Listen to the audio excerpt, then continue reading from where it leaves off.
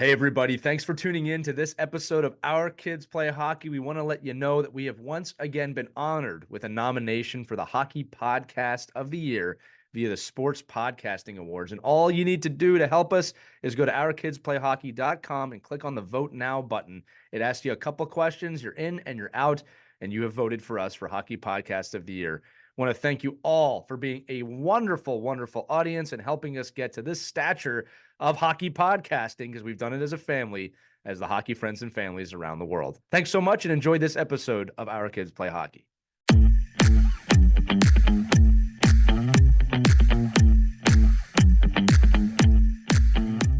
What's up, everybody? It's Lee. Welcome to this kind of joint special edition of Our Kids Play Hockey and Win Championship Trades for Life. So, with those of you wondering what I'm talking about, I host two podcasts, multiple podcasts. One is for the Our Kids audience. You know, it's a hockey show for hockey parents and coaches. I also host another podcast called Win that focuses on coaches and young athletes with more of a mental fitness attitude to it. And today's topic that I came up with absolutely fits on both channels. So I wanted to do this little bit of a hybrid episode. And again, you can check out either episode, ourkidsplayhockey.com for the Grit audience, and Grit, you can check us out at pivotalmomentsmedia.com if you're interested in either of those other podcasts. If you listen to this show, whichever show you listen to, you're going to love the other one. So check that out. I wanted to come on here today. All of my co-hosts are on assignment. So I wanted to do a quick episode about some things I noticed last night as the Stanley Cup Final came to an end from the coaching staff. And I think these are important things that should be noted and documented and talked about because it's a significant change from what I've seen in the past, 40 years from coaching. And I specifically want to focus on the Tampa Bay Lightning coach, John Cooper, and the Colorado Avalanche coach, Jared Bednar. What I noticed, and this is actually throughout, not even just the finals, but these two men coaching, is the amount of empathy, understanding, and gratitude that they show at almost all times. It's funny because in the past when I was a kid, that would be like, oh, they're soft. Well, these guys now have 3 Stanley Cups between them in 3 years and 4 Cup final appearances. So they obviously know what they're doing. And the other common thread between the two of them is they kind of made a decision later in life, or later in their professional life, I should say, that, hey, I want to be an NHL coach. And then they pursued it. And I needed to comment on a few things about them and then some kind of tactics or takeaways that I take from it that I wanted to share with you about why coaching is changing in both an emotional front and then a tactical front. And then why I think that's important, because athletes are constantly changing. And I hear this all the time from coaches and parents, but that's not the way I was taught. You got to throw away that thought process. Kids today are different than we were when we were kids, and kids in the future will be different than kids today. It's not fair to put on any generation or any youth, age group of, well, that's not the way I did it. The most dangerous phrase in the English language is, this is the way we've always done it. Everything evolves. Athletes have evolved. One of the things we talk about with, millennials and Gen Z, I say millennials because the oldest millennials are 40 now. Like, a lot of people don't realize millennials aren't so young anymore, right? But millennials and Gen Z have always had this tab of being soft. And look, in a lot of ways, they grew up, we grew up, I'm an older millennial. We grew up in one of the best time periods of this country's history. If you're born in 1980 to really about 2001, I mean, we had things going on, but it wasn't much. We've all heard that saying that hard times create hard people, and then hard people create good times create weak people, which is not super fair, but that's the generational pendulum and it swings, right? So I think these two coaches, getting back to the point, have a pulse on today's athlete, and that's basically 30 down. Okay. That empathy that they show should not be overlooked. They understand that they have to connect with these athletes as people, number one, and then as athletes. That was opposite for about 100 years. At some points in professional sports history, players were looked at as cattle. And you don't have to go that far back. I mean, there's owners that have said that these players are cattle and I'll do what I want with them. You can go back 50 years and hear that, right? So this idea of understanding them as people and inspire them as people somewhat new, all right, but the best coaches in sports, not just in hockey, are doing this. So I wrote down these 3 tactics takeaways that I wanted to share with you, of just kind of reflecting on this season. I'll tell you, the way it was born was last night. I saw, obviously, Jared Bednar interviewed after the Cup. So humble, right? But like most coaches, it's about the guys. It was a great team. I wanted to do this. What an amazing run. Great speech. John Cooper, though, after losing the Cup, which is probably the most devastating thing that's ever happened to him professional. All right. The wherewithal, the clairvoyance to say, wow, I'm reflecting that we've just won and been to 3 Cups in a row. This group was so great. They tried so hard, and he always says, I'm in the best league in the world and I've got the best situation in the world. Just the amount of gratitude there after that loss, to just say that, how grateful he is to be in that position. I think there's something to be learned there. All right. In my professional experience, even my youth experience, I've always tried to bring in now gratitude to any situation, win, lose, or draw, right? I'm on a bench coaching young men and women to play the greatest sport in the world, in my opinion. You can't lose sight of that. Can't let the emotions take over. So that was one comment. So here's the 3 things. Number 1, coaches. This is true of coaches and players. Be a student, stay up to date. I said it before, the most dangerous phrase in the English language is, this is the way we've always done it. Coaches can settle. Coaches can think, oh, I've won a couple of times, I know what I'm doing. It's very dangerous. You can't coach that way. You have to continually build, continually learn. If you stop doing that, you will get stagnant. You will get out of touch probably quicker than you think. So be a student. How do you do that? 1, read. Okay. There's no shortage of articles. There's no shortage of books now for you to improve upon the knowledge that you already have. If you don't like to read, watch. I've said it to young athletes and coaches, the greatest asset that we have now that we didn't have, YouTube. Incredible. Unlimited access to unlimited information. Watch, learn, search for topics. There's masterclasses out there. There's coaching masterclasses out there. Take courses. Speaking of masterclasses, the next note I have here. Every summer, every off season, because I shouldn't just limit this to hockey, I'm looking for ways to expand my current knowledge of the game. I do this in season too, but it's very hard. Okay. In season, you're busy. You got a lot of things going on. You got to maybe find fixes to specific problems. In the off season, obviously take some time off, but I look for those master classes, those books I can read, the ways I can expand my thought process and apply new ways to, or new methods to expand my coaching ability and my understanding of the game and the people that I coach, right? It's not always just about tactics. Courses do not always have to be specific to sport. Just like we tell athletes, you should play multiple sports. You can read about multiple things. If you don't have a high emotional quotient, if you think you need to learn about how the mind works, read about that, right? If you think you need to know more about organization or anything, there's no shortage of that. That kind of brings me to my next tip is you have to know your gaps, right? Every young coach thinks they know how to do everything, or they go, I've got a grip on everything. And none of us do. In fact, the more you coach, the more you realize, oh, wow, I'm really good at this aspect of coaching. I'm really good at tactics. I'm really good at team building. I'm really good at power play, goalie, whatever. You got to know what you're great at and then really know your gaps, and you got to fill in those gaps, right? So again, tactically, I've always said this. I know hockey tactics, okay? But I am not the best tactician on the planet. I don't claim to be. When I coach, I look for someone who really, really knows tactics, and I try and learn from them, whether I'm the head coach or the assistant coach. Next one, emotional. This is one where I find a lot of coaches are lacking, right? Either A, they don't think the emotional or EQ side of the game is important enough to study, or they're not in a position where they even are comfortable diving into that because it might start diving into themselves. It's an insanely important part of the game right now, to understand your players, to understand the people. If that's not your jam, and it's okay if it's not, bring in someone whose jam it is, or find an assistant coach that can connect to the players, all right? If you're afraid that assistant coach is going to stab you in the back, you're not doing this right. This is supposed to be trust-based and, working together based, right? Which is tough in youth sports. I understand that.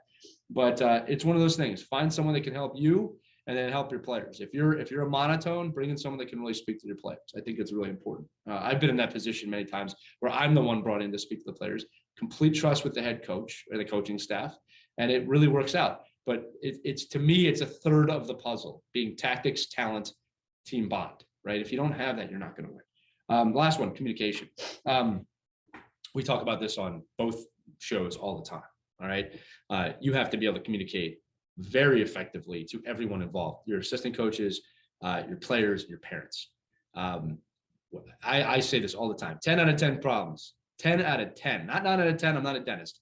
10 out of 10 caused by poor communication. All right. Misread texts, didn't say something, what you didn't say, what you did say hurt someone, you didn't know it. If you don't communicate, you have an issue. All right. And communication is not always beautiful and lovely. And I just want to tell you, you were doing great. Communication can be heated at times, but you got to communicate. Communication can be, you're not working hard enough and I need you to work harder. What do I need to do to help you work harder? Or what am I doing that you're not working harder? Tough conversations. But you got to communicate. To not communicate is to fail. It's actually guaranteed.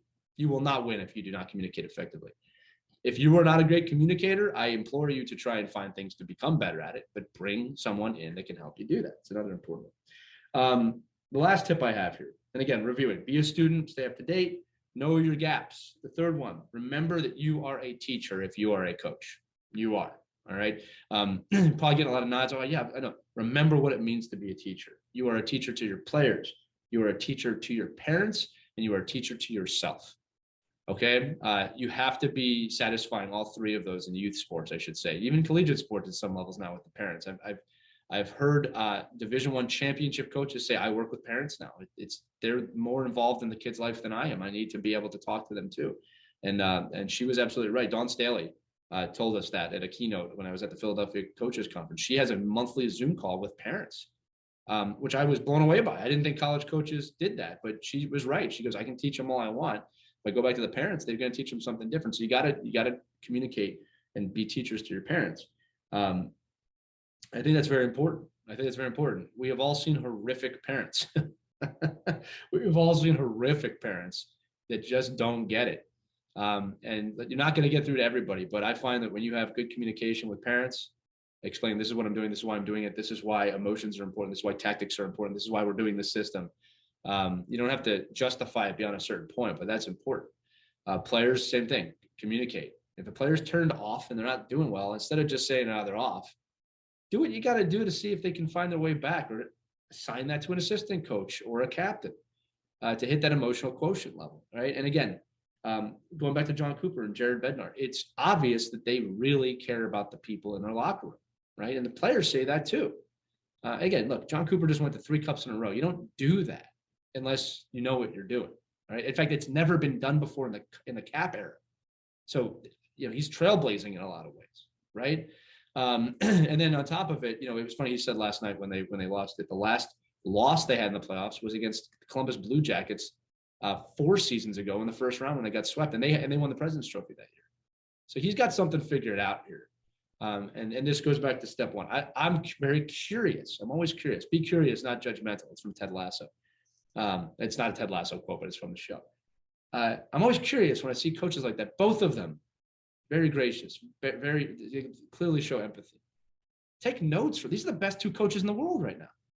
Best 2 in the world. It's easy to just kind of, because there's a stigma surrounding mental health and mental fitness. It's easy to just go, okay, I guess they're being nice. No, they're going way deeper than that. Both of them said, our group is so tight knit. Our group believes in each other. They are a bonded team. They will die for each other. Both teams said that. Both of them. Does your team have that level? That's very easy to dismiss this too. Well, those are professional hockey teams. These are professional athletes. You can build this in Mike teams, 8-year-olds. I told you, or I've mentioned before in the show, I did team building with my 8U team all year. They were better at it than some adults. This is something that's clearly lacking in sports from youth up to pro. Team building, understanding athletes, working together to form a team. And there's massive gaps across the world with this, not just hockey. So my kind of parting waves here is understandable how I know how busy a season is. I know how tough it is. I do. I've done it for many, many years. And I'm trying to empathize with those of you listening that are coaches. I really get it. It behooves all of us to spend the time to look at coaches like John Cooper and Jared Bednar and to say, wow, they really understand how to show empathy and find empathy, and then find ways to inject that into our coaching philosophies and our coaching days and how we run teams. Because at the end of the day, this is true all the way up to pro. You're really molding people. And I think more than ever right now, than ever, leaving sports behind for a moment, we need leaders. We need people that know how to work together and how to disagree and still move forward together. That's the main thing for me when I coach. It doesn't have to be shared by everybody listening. But I always have that in my head. If we make great people, we will make great teams. Great teams will inevitably win, however you define the word. All right. But I don't believe that winning without that is really worth much. I don't think it happens that often, to be honest with you. But, look, if you stack a team, you don't really care, and you just put an all-star team out there against kids who aren't as good, you can win a trophy. What are you doing? What are you winning? Again, I don't think that's most of you, by the way. This is maybe some stuff from my youth coming out. But I just implore all of you to do that. Find ways to bring it in. If it makes you uncomfortable, this is the other one. Some of this stuff makes you uncomfortable, or you're saying, I don't know how to do that. Like, the discomfort in learning it. Embrace that. Embrace the unknown. That's the best part of this, right? If you don't know how to do it, find someone who does. And like I said, there's unbelievable amounts of resources for you to find people. If you need them, reach out to me.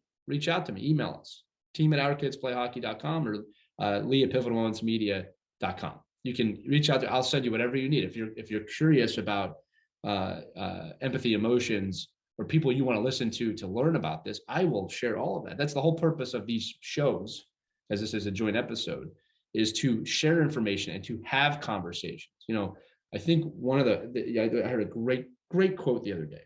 And the quote was, the age of information is over. We're drowning in information. We're yearning for wisdom. We're searching for wisdom. And you can find that when you look within. I want to be a steward of sharing that wisdom, not even just for me. We have to start having conversations that are conducive to that, or you'll just drown in information.